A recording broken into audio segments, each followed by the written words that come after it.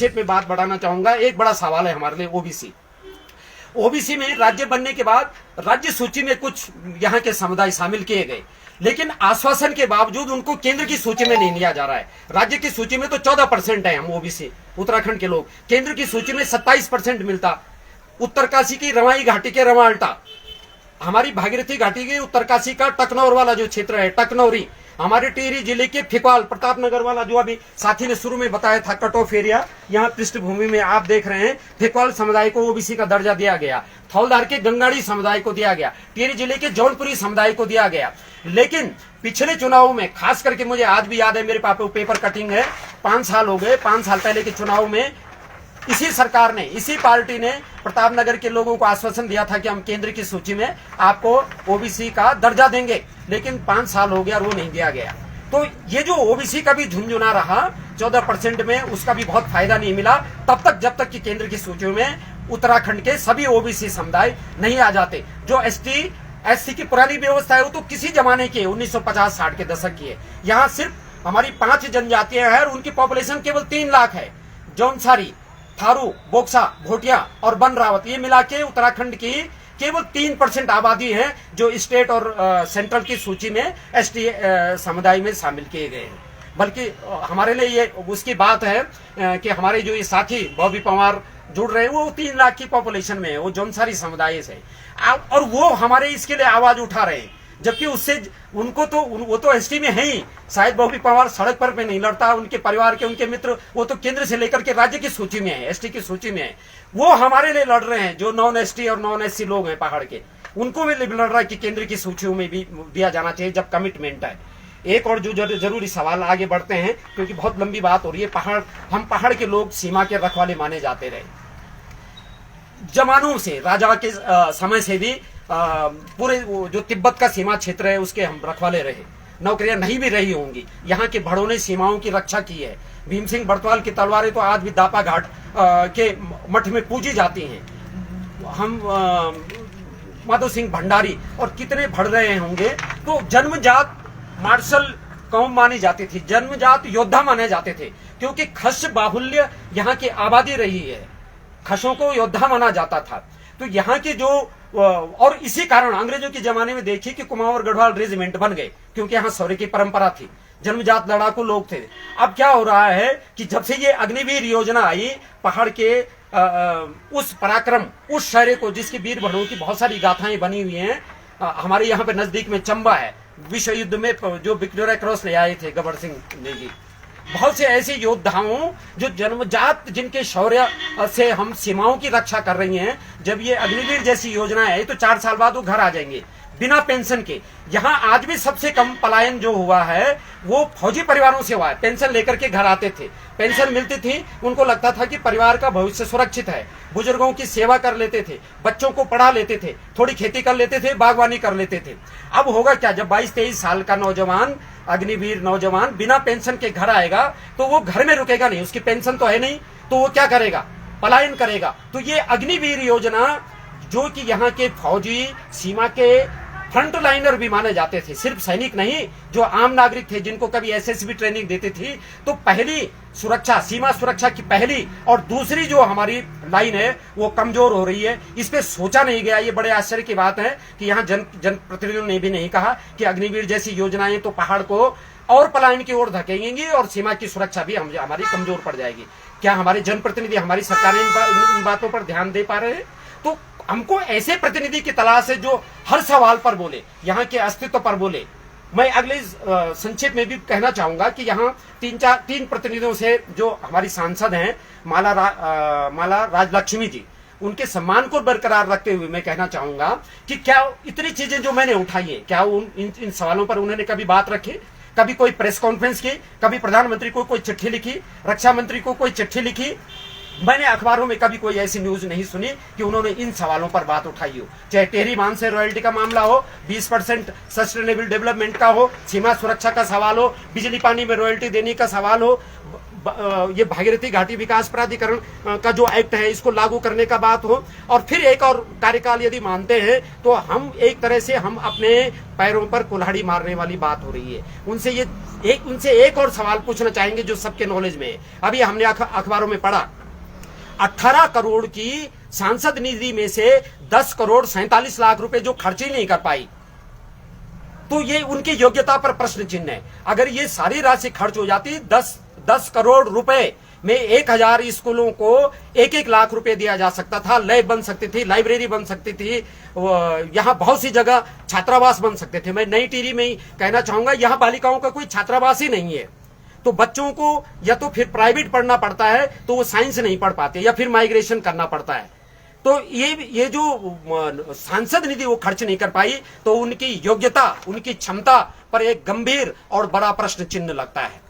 तो मैं कहना चाह रहा हूं, मैं पिछले दिनों 2 जगह गया। हमारे यहाँ लमगांव में डिग्री कॉलेज है, भैंतलाखाल जो रौनद्रमोली का एरिया है, वहां की लड़कियां पैदल जाती हैं 7-8 किलोमीटर एक तरफ उच्च शिक्षा के लिए, और पैदल आती है, जो 16 किलोमीटर एक दिन में पड़ता है। अगर कमांडर से, बसें तो लगभग गायब हो गई सड़कों से, कमांडर जाना चाहें तो एक तरफ का किराया 50 रुपए होता है, यानी कि 100 रुपया आने जाने का। मैं सवाल इसलिए उठा रहा हूं कि हमारे यहाँ के बच्चे पढ़ना चाह रहे हैं, तो न लमगांव में छात्रावास है, न नई टिहरी में बालिकाओं का छात्रावास है, न केमरा में बालिकाओं का छात्रावास है। केमरा से 15-20 किलोमीटर का एरिया है जिधर मेरा गांव पड़ता है। 3 गांवों के नाम बता रहा हूं, पटागली, गौजाना, बणचुरी। यहाँ के लड़के तो जाते ही, लड़कियां भी पैदल केमरा जा रही हैं। तो ये जो मैं कह रहा हूं कि 10 करोड़ में माला राजलक्ष्मी शाह चाहती तो बालिकाओं के लिए हॉस्टल खोल देते ना। वो तो महिलाएं हैं, उनकी सास, क्या कहते हैं, बुढ़ सास ने किसी जमाने में टिहरी में राजमाता कॉलेज बनाया और उसमें हॉस्टल भी बनाया था, जहां सिर्फ टिहरी की नहीं और जगह की बालिकाएं भी, वो तो अपनी विरासत आगे नहीं बढ़ा पाए। राजमाता कॉलेज आज अपने विकास के आंसू बहा पा रहा है। वहां विद्यार्थियों की संख्या, जिस विद्यालय में उनके पूर्वजों का खोला हुआ विद्यालय, जिसमें कभी 700-800 बालिकाएं पढ़ती थी, अंध महाविद्यालय था, छात्रावास था बालिकाओं का, आज वहां 77-75 बालिकाएं रह गई। हॉस्टल खोल देती उसी विद्यालय के अपने पूर्वजों के स्थापित किए हुए 1963 का, जिसका उद्घाटन करने के लिए डॉक्टर राधाकृष्णन टिहरी आए थे। नई टिहरी में, लमगांव में, केमरा में, ऐसी जगहों पर, जाखड़ी धार में, अंजनी सैन में, देवप्रयाग में, इस 10 करोड़ में से बालिकाओं का छात्रावास तो खोल ही सकती थी, लेकिन वो ये बड़ी धनराशि दबा करके बैठी हुई। नई टिहरी में पूरा नई टिहरी शहर 1100 हेक्टेयर में बसना था, बिल्कुल पैक हो गया ये शहर, जिसको अभी हमारे साथी उस पर दिखा रहे थे। कोई भी नई योजनाएं, नया विद्यालय यहाँ खुल नहीं सकता है। सिर्फ 580 करोड़ में पूरा शहर कैद हो गया। आज ये एक बाड़े की तरह कैद हो गया। कोऑर्डिनेशन कमेटी के कई प्रस्ताव हैं कि ये शहर के विकास के लिए और जमीन एक्वायर किए जाने की जरूरत है। एक्वायर करते, चाहे नेगोशिएशन करते, लेकिन ये शहर भी, इस पर भी पूरी तरह से चारों ओर से जैसे तार बाड़ से घिरा दिया गया। ये कोई सवाल ही नहीं उठ रहे। अब जब ये शहर में नए संस्थान नहीं खुलेंगे तो लोग माइग्रेशन तो करेंगे ही, माइग्रेट यहाँ से होंगे। तो हमारा सवाल दोनों पर है। केंद्र सरकार वो जो कमिटमेंट उत्तराखंड और टिहरी के लोगों से क्या था, उसमें असफल रही। राज्य सरकारें असफल हुई हैं। हमारे जनप्रतिनिधि, खास करके हमारी सांसद, बिल्कुल इसमें अक्षम साबित हुई है। 2-3 और सवाल हैं जिन पर मैं कहना चाहूंगा, और एक महत्वपूर्ण सवाल कह देते हैं। माला राजलक्ष्मी राज परिवार से हैं। इस बीच उनकी बुढ़ सास भी रही, पहली MP रही, उसके बाद उनके ससुर रहे, एक बार उनके पति ने चुनाव लड़ा और अब वो कर रही हैं। तो लगभग 70-80 सालों में से 50-55 साल उन्होंने शासन किया और लोगों ने उन पर भरोसा किया। लेकिन ये भरोसा बहुत बुरी तरह से टूट गया है और इस पर पूरी किताबें, ग्रंथ लिखे जा सकते हैं। मुझे ये बड़ा आश्चर्य है कि लोग एक बार उससे बाहर नहीं निकले। लोगों ने वो नहीं किया। एक कोई योजना बता दे इतने सालों में माला राजलक्ष्मी जी की जो यहाँ के लिए लाए हैं। जैसे मैंने कहा कि ओबीसी को केंद्र सूची में दे देते और टेहरी डैम से उत्तर प्रदेश का हमको 25% हिस्सा दे देते, शायद मैं भी उनको वोट दे देता। उत्तर प्रदेश के कब्जे में जो टेहरी बांध का 25% हिस्सा है उसको दिला देते और जो राज्य सूची के हमारे वो है केंद्र सूची में ओबीसी के समुदाय दे देते और अपना ये उसका ठीक से सांसद नीति का ठीक से उपयोग कर लेते। मैं एक चीज याद आ रही है, ब्रिटेन ने भारत में शासन किया और जलियांवाला बाग कांड किया। सालों बाद ही सही, ब्रिटेन की सरकार ने, ब्रिटेन के लोगों ने, ब्रिटेन की सरकार ने भारत में प्रतिनिधिमंडल भेजा और जलियांवाला बाग कांड के लिए खेद प्रकट किया भारत के लोगों से, भारत की सरकार से। क्या माला राजलक्ष्मी शाह जी ने या उनके परिवार ने कभी सुमन की शहादत के प्रति खेद जताया? तिलाड़ी में जो 1930 में गोलीकांड हुआ, जिसमें मासूम 18-20 साल की उम्र के बच्चे भी बचे, उस तिलाड़ी गोलीकांड के लिए जो अपनी प्रजा पर चलाई गई थी, उसके लिए कभी खेद प्रकट किया? क्या इन्हें जब वोट मांगने के लिए जाते हैं इनको शर्म नहीं आती? क्या कभी श्रीदेव सुमन के गांव गए जहां स्मारक बना हुआ है, जौल गांव में कभी गए? उनके स्मारक पे कभी मत्था टेका अपने पूर्वजों के किए पर या राजशाही के? हम व्यक्तियों की बात ना भी करें कि किसी राजा ने किया है, लेकिन राजशाही ने किया ना, चाहे राज कर्मचारियों की इसमें वो रहा होगा, राज कर्मचारियों के खिलाफ भी तो कभी कोई कदम नहीं उठाए गए। तो न वो तो जौल गए सुमन के स्मारक पर, न कीर्तिनगर गए नागेंद्र सकलानी मोलू भरदारी के शहादत स्थल पर, न वो उत्तरकाशी में तिलाड़ी में गए। अंग्रेज तक हमसे जलियांवाला बाग कांड के लिए खेद प्रकट कर रहे हैं, लेकिन राजशाही ने कभी उसके लिए नहीं जताया। लिख रहे हैं लोग ऑफिस पे। आगे आगे हाँ, ये 2-3 इश्यू और रह गए हैं, 2-3 प्रमुख मुद्दे हैं। ये अग्निवीर की बात मैंने कही दी है, तो इन सवालों को अगर चुनाव में भी आप नहीं उठा पा रहे हैं तो ये हमारे लिए बहुत मुश्किल की बात होगी। इस चुनाव चर्चा को हम आगे भी बढ़ा सकते हैं। ये मैंने 10-12 मुद्दे वो कहे जो साथी मुझसे कहते हैं, और इन मुद्दों पर मेरी बॉबी पवार से बात हुई थी। एक दिन समय निकाल करके वो यहाँ पर आए। कमेंट में लोग ओपीएस में भी पूछ रहे हैं कि ओपीएस में भी बात कीजिए। हाँ, ओपीएस तो एक बड़ा सवाल है। देखो, ओपीएस शायद इसलिए छूट रहा था कि इसमें कर्मचारी काफी मुखर है, और अब तक जो मुझे खबर है, वोट तो गोपनीय होता है लेकिन कर्मचारी अपना गुस्सा जाहिर कर रहे हैं, ये खबर हमको लग गई है। बहुत ही महत्वपूर्ण मुद्दा है ये। ओपीएस यदि लागू करेंगे तो उत्तराखंड में पलायन कम होगा।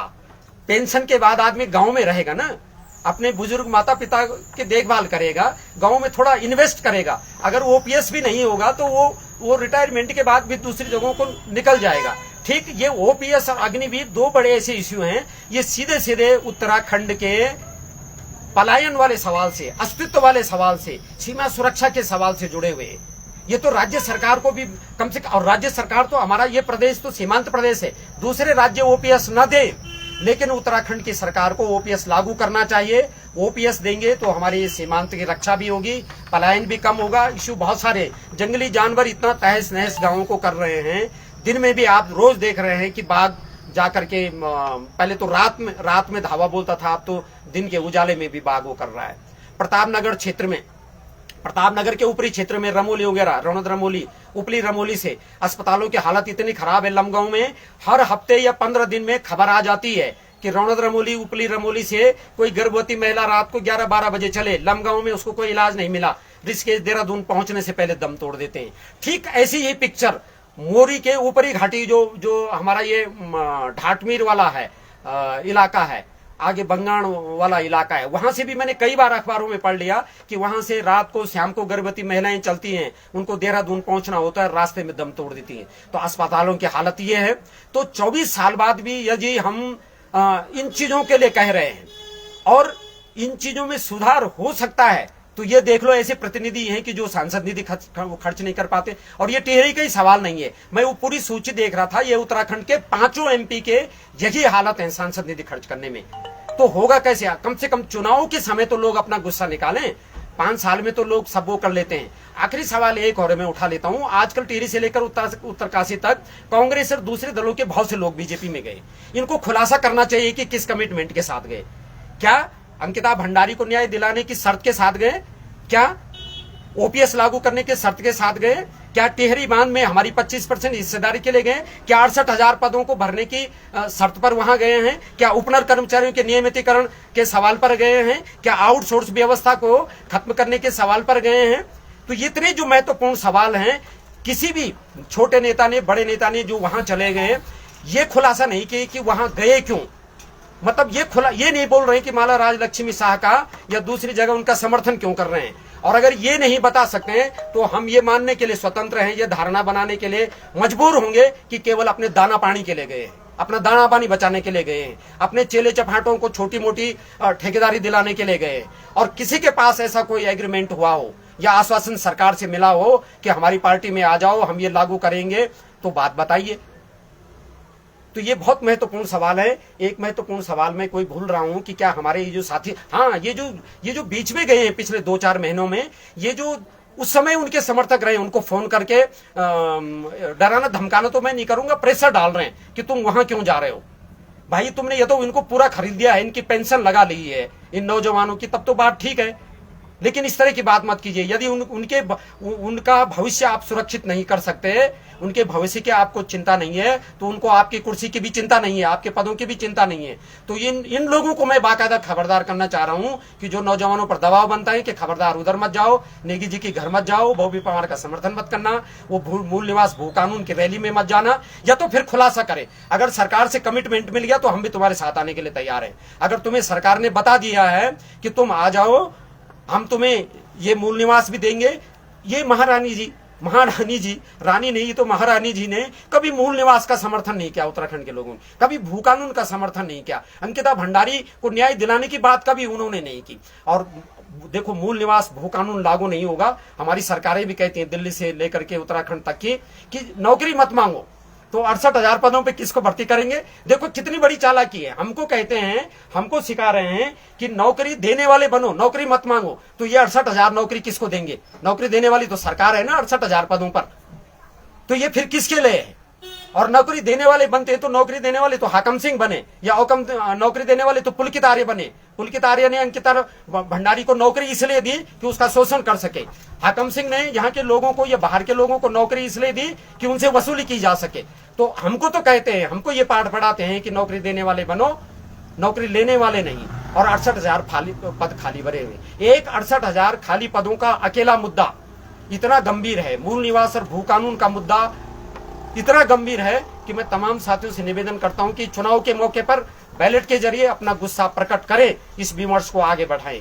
इतनी बात मुझे आज कहनी थी। आप लोगों के कमेंट आए होंगे, कुछ सवाल होंगे, तो व्यक्तिगत रूप से भी उन पर बातचीत करेंगे, या फिर 2-4 दिन बाद फिर से दूसरा लाइव कर लूंगा।